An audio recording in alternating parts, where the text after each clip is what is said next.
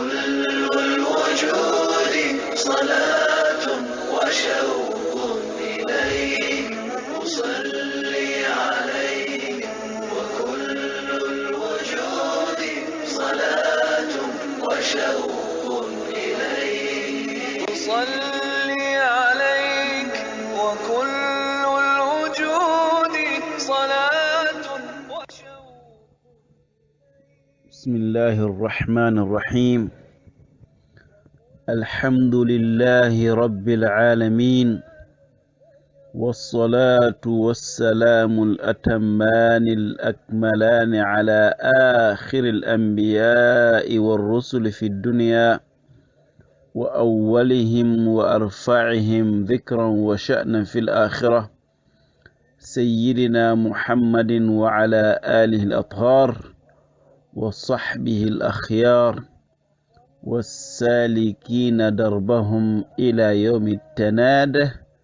وسلم تسليما كثيرا. أما بعد، بعد مسلمولو لمر لا نمالو مبالو بي كنتون مستمع كنتون دي رولا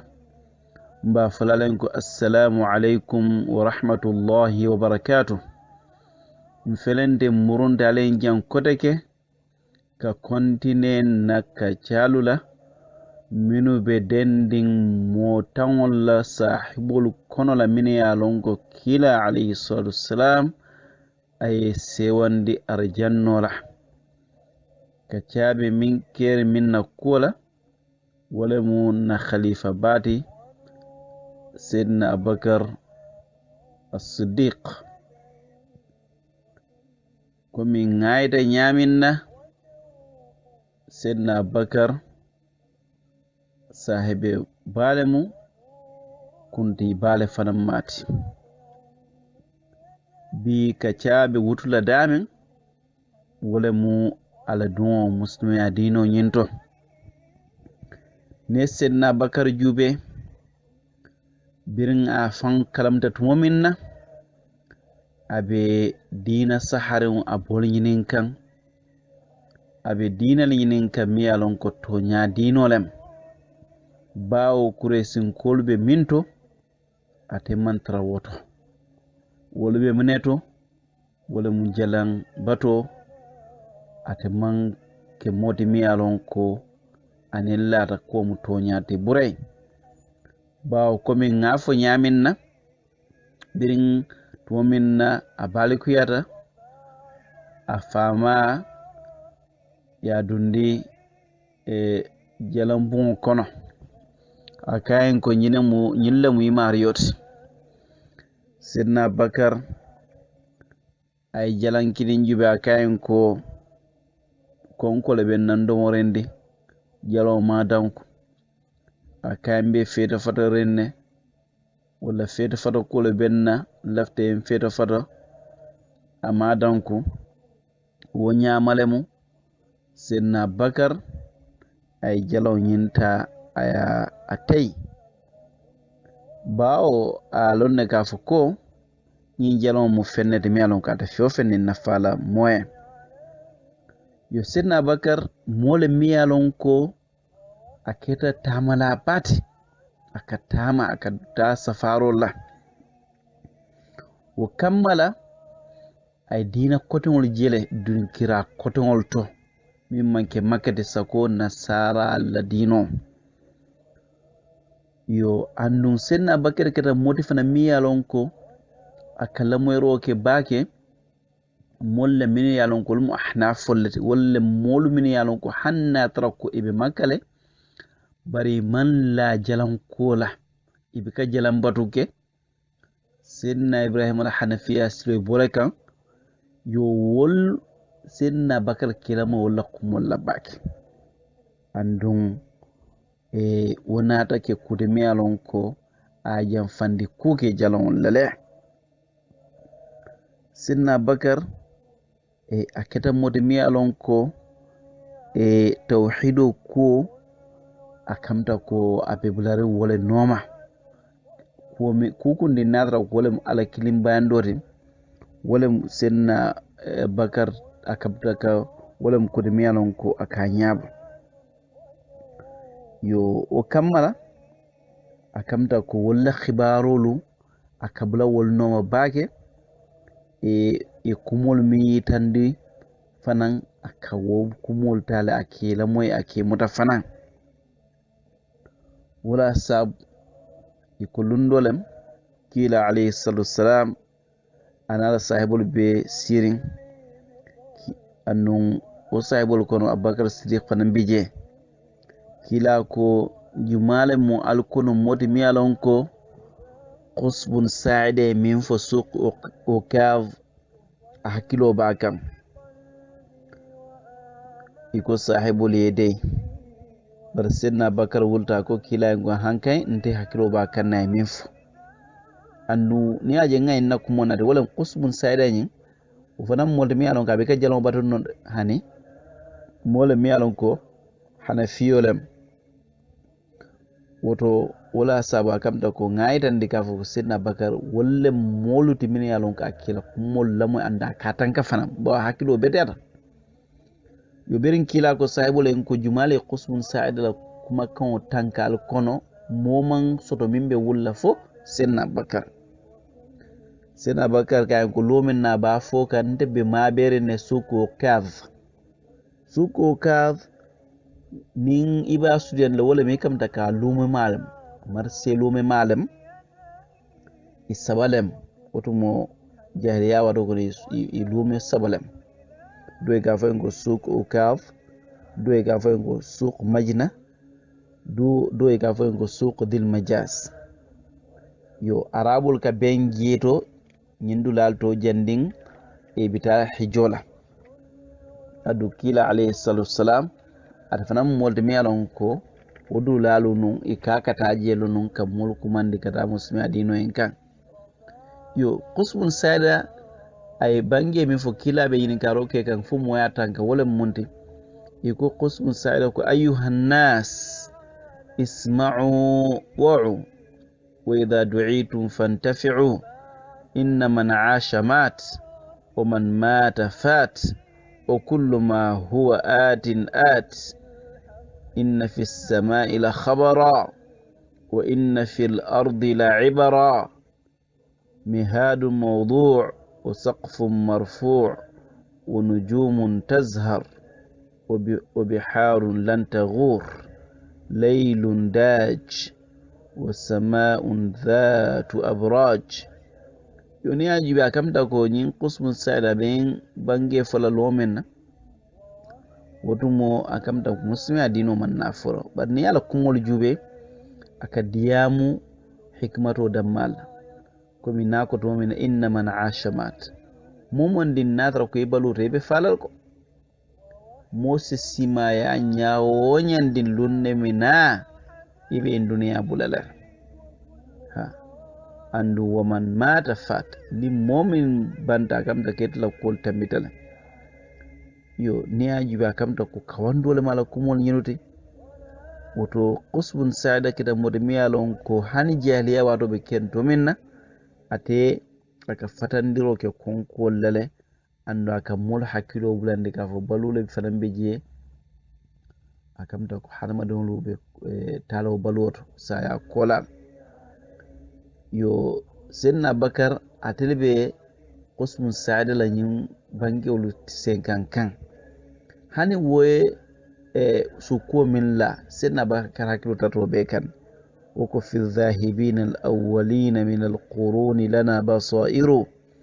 لما رأيت مواردا للموت ليس لها مصادر ورأيت قومي نحوها تمضي الأصاغر والأكابر أيقنت أني لا محالة حيث صار القوم صائر ينفنا أكم قسم ساعدة abediyam kan mo folol la min an ko niltata duniya kono inata bojang akolu mun nyeka wande talet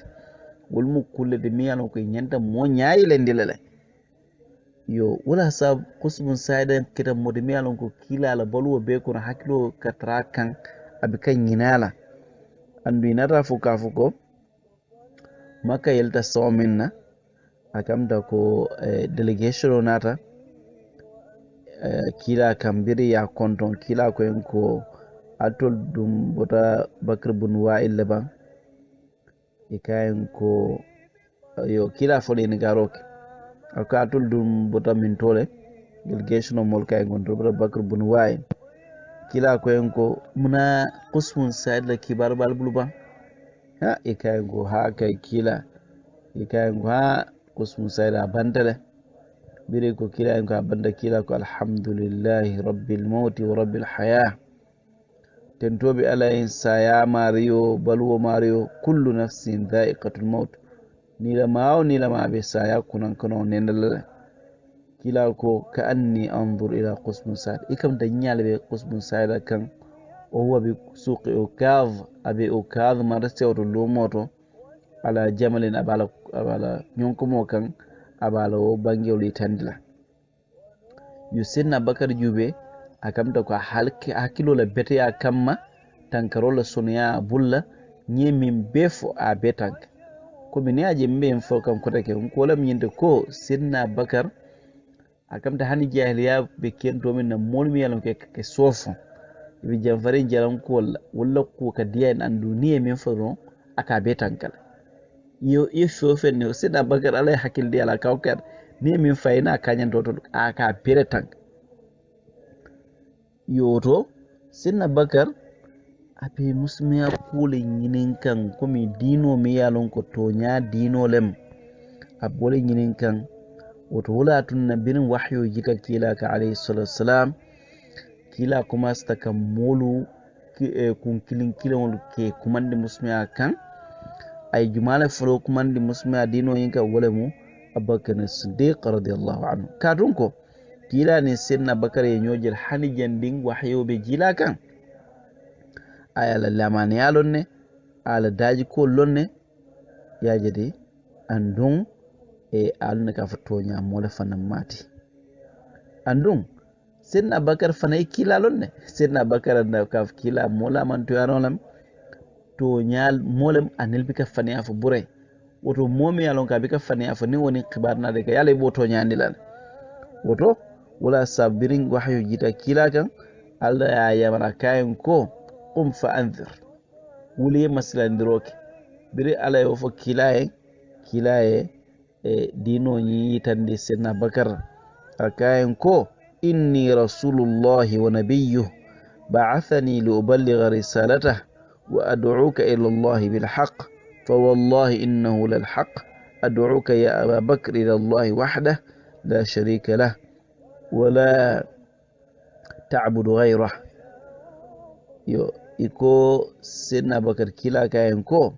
ndemo alala kilaldi ndemo alala annabiyo mo alala yenki pour ala dino ngafutande ayen kili ayen ki dino nyinela andu mbe kuman la dino kan wolam tonya dinote mbe kuman la bakar yala damma batu ikara fenkafu ama mbadingolu kila bira nyin fo senna bakar aman jeke ama fo mbadu ngammira fo soma mbadu ngammira fo wularo wono fonto ako kila ko sontema amustimiyat anda manda wala anata kila lahid ka fuka ba ama ko elale abe lola fere anda ba fasala wala sam kila alayhi salam aman chakan senna bakar rakula ko inna allaha ba'athani ilaykum فقلتم كذبت وقال أبو بكر صدق وواساني بنفسي وماله فهل أنتم تاركون لي صاحبي كلاكو على تلال ينتكي الكان نكالين كالين كالكان برينو كبارو فالين الكو هاني من تونياف سيدنا بكر كو هاني كلا تونياف ولا الكو كلاكو سيدنا بكر aya niyo le wafinye a niyo dinnale ala na fulo dinna ay fiŋo bedin kila ko fa hal antum tarikuna li sahibi dukare altinna kaf nyotu la nyeba altinna kaf nyotu la nyeba wala senna bakar dukare al fatama ninna kawde ba fala amun al fatama sinya fala kila bo fa alayhi salatu wassalam yusenna bakar atlam mo fulo de mialon ko al islamiyata kelko musol kono ko min alo nyami sen na khadija radiyallahu anha dinnol kono senna ali yo jongol kono min alon ko foroyata zaid bin haritha radiyallahu anhum ajma'in yo yimuta sahih al-bukhari ka buta abi darda radiyallahu anhu ako dundolem abu darda be diam kan ako dundolem ma kilaya ibije be sirin ya jedron senna bakar afundita abina kan akamta ko ala sid fomin bala nim fanelem aya kardeno sikandi fe ka kumbalen waje ha birin kilaye senna bakar jenaren kila ko amma sahibukum faqad ghamar alkaf nyonyin nyimmin kada senna bakar sonka kulket abe sonka kulato senna bakar fitade matumina ay konton kila kaen ko kila la konton drojo senna bakar ko kila ko ya rasulullah innahu kana bayni wa bayna ibn al-khattab shay فأسرعت إليه ثم ندمت فسألته أن يغفر لي فأبى علي فأقبلت إليك سيدنا بكر ko kilayen ko sonkandine dundannin ibn al-khattab te molem senna umar akayen ko barante fonata nimisa ko nyinnale nko senna umar en ko dukara yam famma baraman so yam falamma birin senna bakar fo kila alayhi salam gila kayen ko yaghfirullahu laka ya aba bakr yaghfirullahu laka ya aba bakr yaghfirullahu laka ya aba bakr alastighfaruka ya bakar alastighfaruka ya bakar alastighfaruka ya bakar and what mo kila amma hani senna umar amola kumola moyde bara anna ka foko senna bakar modmi alon ko akamta ko ala kulu alkul bedar ya jeli yo senna umar akamta ko ala yanfa baliya senna bakar yen wanda ya kila alayhi salatu wassalam yo iboldo senna umar fona rafunde bira nada ay kila kondom bar ha iko ay kila tra nya fanya nya dauleta kada ko فجعل وجه رسول الله صلى الله عليه وسلم يتمعر ولم كبي نمو كمفدي nya kawle nyame kila nya daule do nyama iko birin senna bakar kila ji wal halu nyama ha iko senna bakar fada fon bala fada senna umare kadun ko ala ko kila kan fa nyamen yo senna bakar ko kila go kila ntila boyta kan kila ko sallallahu alaihi wasallam akamta ko birin alente kinan alkan mulin faniyandi barabakar yanto nyande ayemma koy aniola ayemma koy alana fulola akudu kare alfata abakar ma iko bir woketa senna bakar ko moman na ta patande patake monembe ka senna bakar patande bure bire yin histoire o keta yoto wala min de ka kamta ko senna bakar atem molde mialon ko anakita kila bala alayhi salatu wassalam baki yo wala sabo kila aman chakana la kwala yo senna bakar ala don musmiya do kita khaira bade bawa ade fon fan nata wulika ke kilirrate kata musmiya dino yinkam yo momon nin senna bakar ya jika fukwete moldi la mane ya bela koro andu jiki mole muyti as musmiya kweta ndila andu isaje umar yo lidunta musmiya dino kon yo andu neaji be nyimmo tawlmini alon ko alay se wonde arjannol imo lulo be wolbe molede alata kola senna bakar kedela dum sababu muslimin akon abi wol kono Uthman ibn Affan Talha bin Ubaydillah, Zubair bin Awam, Abdurrahman bin Auf, Abu Ubayda Amir bin Jarrah. Yalo ñil mo lulla mi yedde ñil mo tawn ko mi dalon ko alay se wonde arjanno la ñimmo lulo bolle kon andu ñinu Seydina Bakar le keda ila dun sawoti muslimiya dino kon andu kila alayhi salatu wassalam nabe fundila nun kata kafirol kumande muslimiya kan ani Seydina Bakar ga fundi ñon woto akamta ko Seydina Bakar ate alota kila fe ñamin hani moman lo kila fe o ñam andu ni ajube Seydina Bakar komi dino ñi a fasa bake berin ala na fulola ba wala ni wala ba komi kila fo a bange ñamin alayhi salatu wassalam ako inna min amanni an-nas alayya fi suhbatihi wa dhati yadihi Abubakar akamta ko kila ko momi bete ata fe mo pete ala bira ka fnyo yato ban ya jadi ka anyo diala anin kala na fulo diala wala Seydina Bakar woto Seydina Bakar a temmolde mi alon ko ay kila makoy bake a fasa bake wala sabu kila fanan alayhi salatu wassalam ay Seydina Bakar la ko muta ba ken Seydina Bakar ala maqamu warta bake an wo maqamu la waro mbe kuli talla insha Allah subhanahu wa ta'ala na kajanala mbe duwala na banko fu ala sa tankandi fitnoma na kajata mbila aramisata mbila nkachata ka nyindindirke banko nyaton ko bulu min keta ya jammeti ko ase banko sendi kadi ara barola madama wala moti miyalon ko molu ye wala tamindi nyato ala tallala dunyo kan ala kero kan aye banko tankandi fitino ma katun ko Gambia banko doyata Gambian ko bele nyolon Gambian ko be mubakinin fakilin neti Gambian kolu man sifatan fansi kolu long komi banko to be nyame bawo mulka fudu nyoyen nyamin na oto banko nyin doyata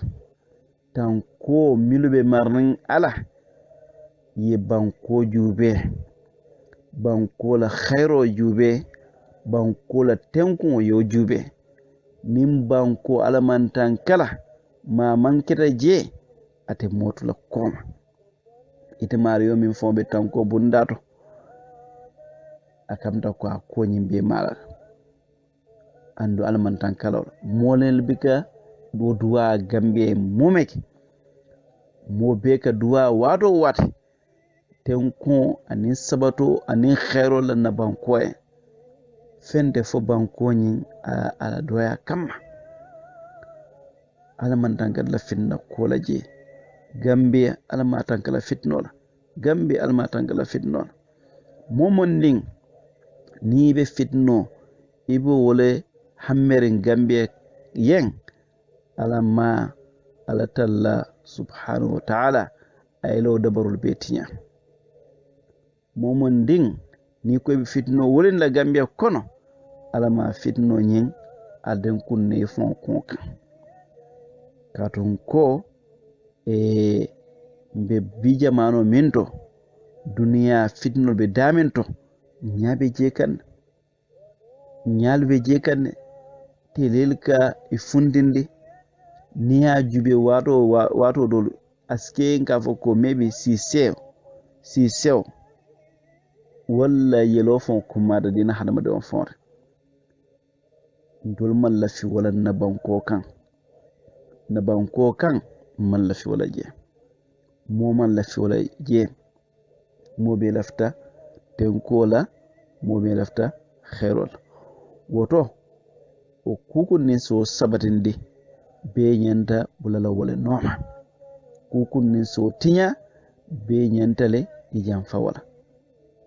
na banko nganin khairol long nganin tenkuŋol long ala ma wo tenkuŋo tentendina je ala ma wo tenkuŋo ñiŋ sabati la jeeto ala man sula khairo la ala man sula mantabeŋo la ala man sula